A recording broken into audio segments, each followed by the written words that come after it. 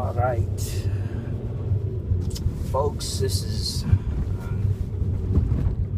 I'll have to redo a video that I did yesterday because dang iPhone, I think you can speed up your video by pressing the plus and minus signs on the side, and I guess when I put it in the holder, it went crazy on me. So the shit was in super fast motion, and it was a decent video, which really pisses me off that the shit came out looking like shit. So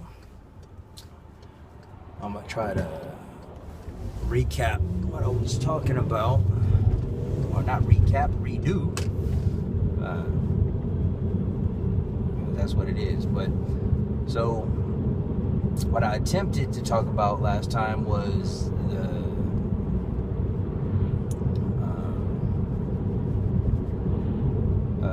affirmative action, and there was another bit that I wanted to touch on actually today, but I'll do the affirmative action one again, and if I can remember what my frame of thought was when I did towards the end of the video, I had another cool topic that I wanted to touch on, but that one didn't I got ADHD, so I don't fucking remembering shit past noon. Alright, so let's get into it. The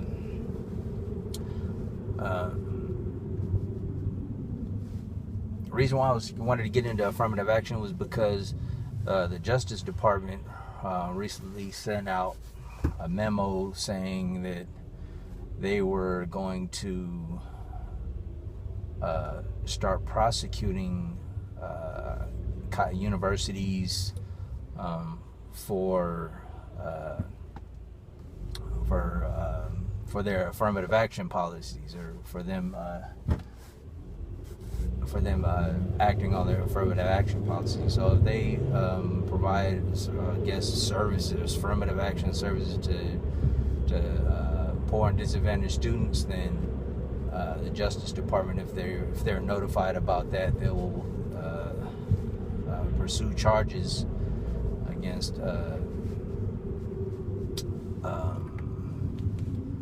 the universities for doing that. I thought that's right in line. If people don't know who Jeff Sessions is by now, or previously, the senator from Alabama, who's currently the Attorney General in charge of the DOJ. That guy is he's a tool. He's something else, I should put it that way. He's tried to subvert voting rights in his own state for voter suppression is usually that's usually targeted towards black people, even though it can happen to Latinos, other minority groups, but it's usually typically targeted black people in the past. What I mean by voter suppression is asking for strange forms of identification that sometimes people don't have. It may be older people that don't drive anymore. They may require a driver's license, school IDs, or actually they don't accept school IDs as a form of identification. Sometimes they require, or sometimes they allow like NRA cards for ID, which is I don't know what that's all about. But sometimes they have to produce. Sometimes there's a state ID that they need to acquire for voting. a state voter ID. And there's several different ways they can do it. They stopped. Where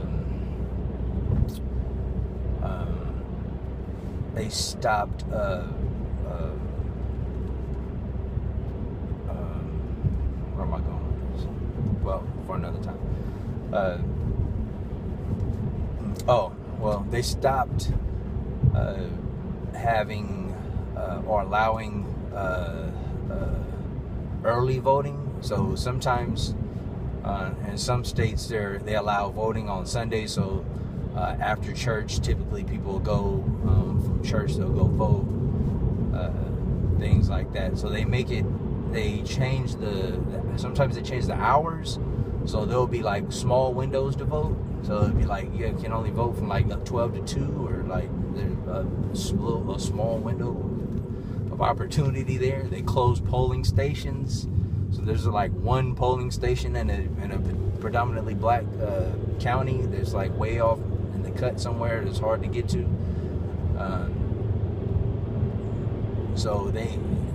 These are the things. They understaff the polling stations. So not only will they reduce the numbers of polling stations, they'll also understaff them so that the lines are extremely long outside. So you'll have to wait 2 hours or 3 hours to vote. Conversely, in other neighborhoods, like typically predominantly white neighborhoods, there's no line for you can just walk right in and vote. Just because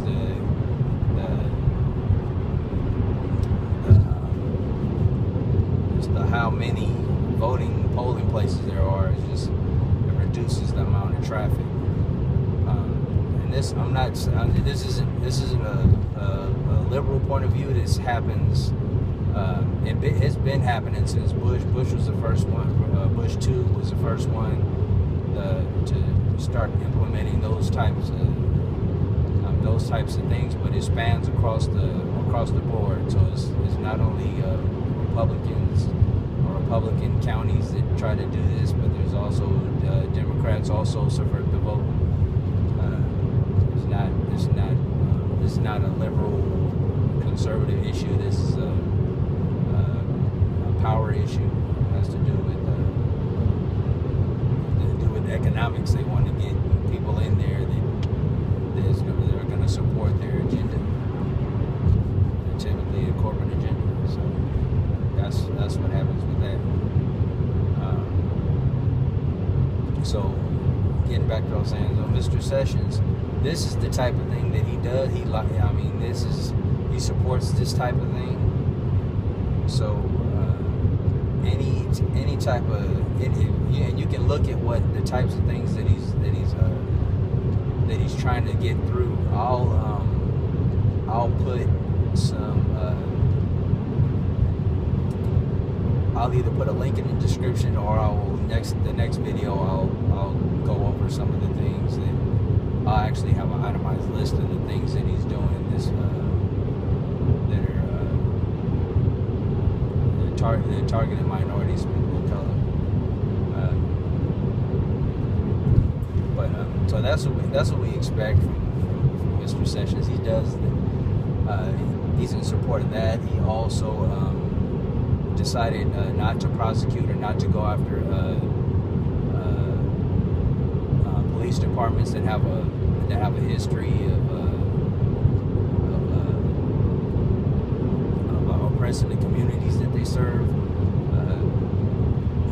In particular, he threw out the DOJ findings, like they found a certain percent, like certain precincts had a high, they had a history of civil rights violations and all kinds of things. But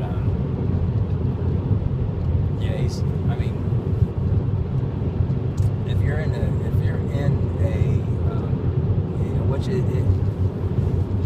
we can talk about Jeff Sessions for a minute. He's strange in the fact that he didn't want to do what, and this is a little off topic, but he didn't want to do what Trump wanted him to do as far as as far as going along with or trying to lead some of these probes into like his dealings, whether it be with Russia or whatever. Any of those investigations, he's separated himself from any of those investigations, which is strange because it seems like he picks and chooses the things that he wants to support or not support. It isn't based on justice or right and wrong, I guess you would say.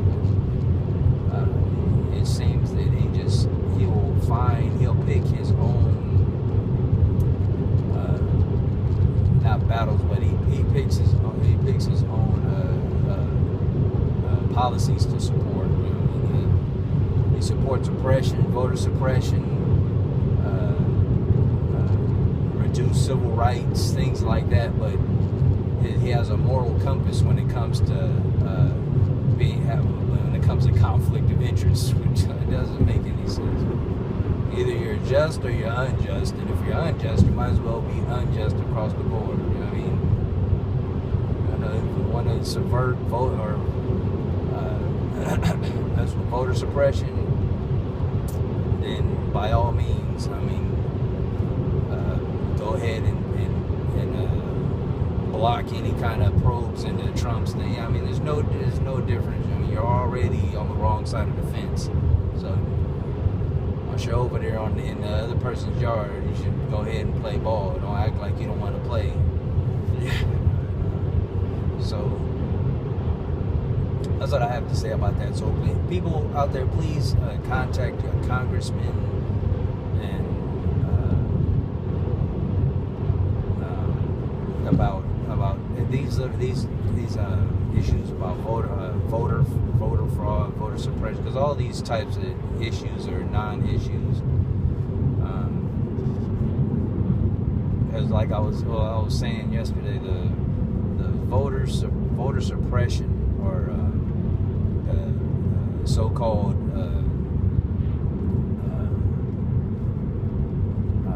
people that are or voter fraud, they will call it voter fraud, where people are voting several times in several different counties, and so they remove them from the voter rolls. Now, granted, I'm gonna tell you this: that if you are suspected of voter fraud, so say I go into a polling place, I vote here, and I go to another county, I vote there, go to another county and vote there. This is what they're saying is happening. So if I do that, and they suspect me of doing it, they're gonna come and arrest me. Now, if you commit voter fraud, I don't know what the penalties are exactly, but they're very harsh. You go to jail. There's no going around that. You're gonna go to jail. So it's funny that these people that are accused of voter fraud, they're removed from the voter rolls, but they're never prosecuted. If you have a strong suspicion that these people are committing voter fraud, you don't just remove them from the roll. You go pick them up and take them to jail. You know what I mean? Let's do the full thing here. If you have a case, that these people are voting multiple times, then you go pick them up and take them to jail, man, and let them have their time in court. You remove them from the voter rolls. I don't know how long. That's almost indefinitely, I believe. But they don't have there's no recourse. There's no, you can't defend yourself in court that you were voting, that you were suspected of voter fraud. There's no charges, so it's just what they deem is a suspected voter fraud. Voter fraud is a non-issue. But I will say this, in terms of voter fraud, is not on a citizen level. Like, there's not citizens voting at multiple polling stations, because I know myself, I don't want to vote, or I vote. I vote in every election. I don't, small ones, large. I've voted in everything since the early '90s. I don't skip elections. I vote. So I know just as a pain as voting is, sometimes I can barely get to the polling place. So there's no way I can see masses of people just, as he says, it's like millions or something, over a million, like suspected fraudulent. Like people aren't just taking their whole day out to drive across counties to go vote several times. You know what I mean? That's they don't have an interest in that. You know what I mean? Because my one singular vote is not so precious that I should go and vote several times in order that it's going to swing the scale some kind of way, because it's not. So that's the thing about vote. That's what I'm saying about that. But as far as the voter fraud is concerned, it's where it comes into play is not on the citizen level. It's on the corporate level. So these people that create these electronic voting machines, there's been studies on this as well. There's no accountability as far as the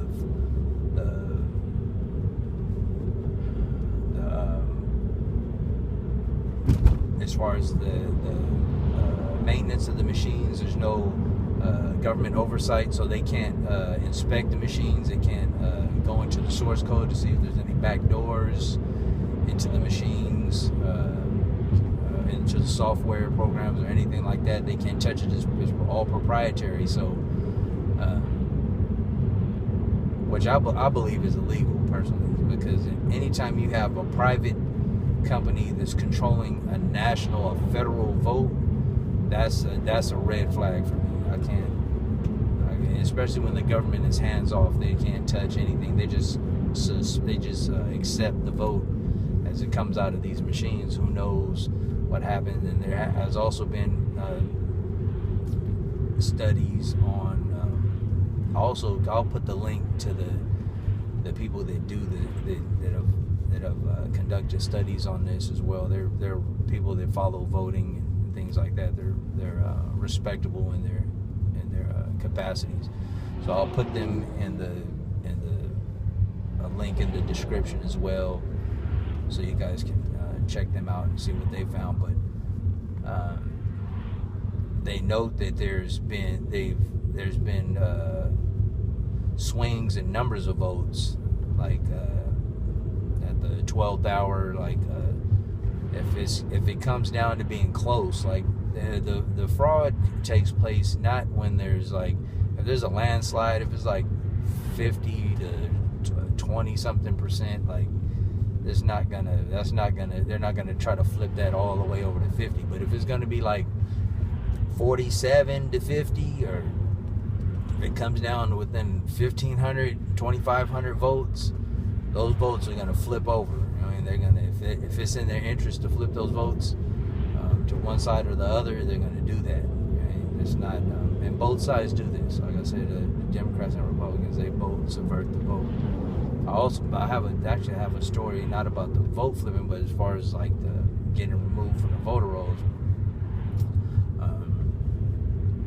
which happened to me in this past election. Now, if you don't understand like the provisional ballots, if you go into a polling place, if you're normally registered to vote in a particular district, or you go and vote at the same place, you're normally able to vote with no problem, and they offer you a provisional ballot, do not accept the provisional ballot. I mean, file, if anything, if you've been voting in a place for a long time and you go in and you're unable to vote, then you need to file a complaint. Because they're removing they're going to give you this provisional ballot, and provisional ballots, like everybody knows, that thing is going to go in the garbage. Right? They're not going to count that vote. I mean, so that's another way that they subvert the vote. They'll say you're not on the voter roll. They give you provisional ballot, which everybody knows goes in the garbage can, then you effectively didn't vote in that election, which was exactly what happened to me last time. Now, like I said, I vote in every election. I've been voting at the same polling place for over 10 years, for a long time, in every election. Every time I go down there, give my name, there's no problem. I voted in the primary. Now, in the primary, I'm registered as no party preference. So I go into the polling place, and I'm no party preference. I ask them for a Democratic ballot. Now they look at me strange, and they're like, we're gonna give you a provisional ballot. I was like, no, I can request a Democratic ballot. So I want a Democratic ballot. I don't want I don't want a provisional ballot, because they do have, though they don't tell you, and this is what I found out just over time. There is a distinction between the Democrat and Republican. So if you go in, they'll give you, there's a I don't know how they mark these ballots, but the ballots are segregated between Democrats and Republicans. So they'll give you a ballot based on your party affiliation. So what I believe is happening is that if you have no party preference, if you go in there and request a Democratic ballot, and they see that, because you're not registered as a Democrat, you vote Democratic, they may toss you off the voter roll. I don't know what the stipulation is between that, but I think they try to do that to encourage you or discourage you from voting across party lines. Like if they give you a Democratic ballot and they notice that you're marking the Republicans on the Democratic ballot, they're going to throw you off the voter roll. You can probably try this for yourself if you don't believe me. So if you're a registered Democrat, vote for the Republicans because it's not going to hurt. One vote isn't going to hurt. So you get on there and vote for all the Republicans and see if you're on the voter roll next time. Next time you go in, they're going to be like, you're not on the voter roll. You're like, oh yeah? Nice. But shit, that's what happened to me, man. I voted. I was given instructions by people to follow the vote, because the primaries were critical. So I was instructed to ask for the Democratic ballot, and they have to give you one of those. So when I got the Democratic ballot, I voted. Whatever happened in the election, which was like a few months later, it wasn't like years and years later, I went in, I went in to vote. I asked for my ballot, and miraculously, I was not on any of the voter rolls in there whatsoever. Which immediately, red flag came up, because I've never had an issue at all, ever. Over 20 years of voting, I've never had an issue, period. So when I saw that immediately, red flag came up. And I've moved several times, so I know, I've always been able to vote wherever, and never had any problems. And when that happened, that immediately, something that I knew that it was related to that primary. But I just say that to say that there should be investigations into voter fraud, but the voter fraud should not be aimed at the regular everyday citizen. For the voter fraud is happening on a major level, on a party level. It's high. It goes high up. So that's where the investigation needs to take place.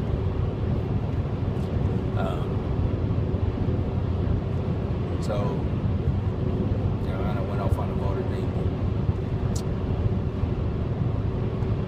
I guess I will have to continue the affirmative action one. I'll make another video for that.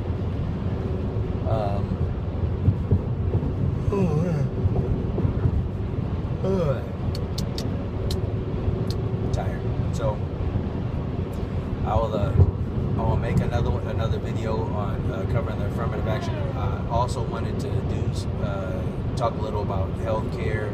So those are two additional videos that I want to do. Also, I'm gonna have a treat. So these are coming up within the next 3 videos.